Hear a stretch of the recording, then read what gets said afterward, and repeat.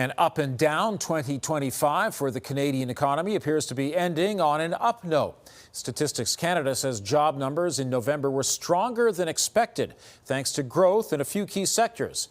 Tim Brooke has more on the data and what it means for Alberta.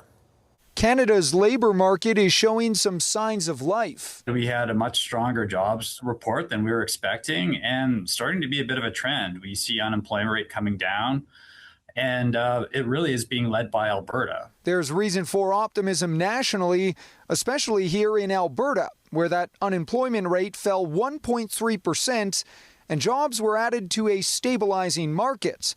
Jobs like the one Michael Merritt starts Monday. There was a lot of silence for a while, and then now I get about a rejection a day from something that I can't even remember if I applied to it a month ago. Merritt's 3-month job search was far from fun, though he says he now knows work is out there. You just have to persevere.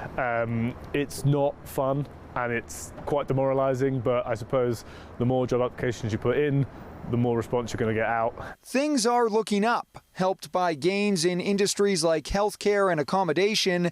Even Alberta's much publicized youth unemployment rate is creeping back down to the national average. It was a perfect storm for youth because you had, a surge of migration to Alberta, very, very much focused on young people coming to the province.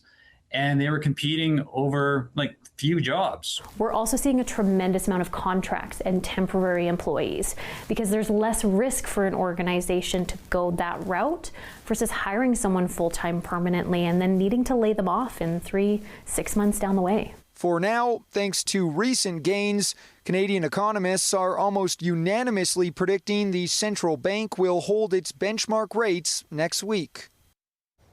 And Tim joins us with more on this. And Tim, economists will be watching a few industries closely.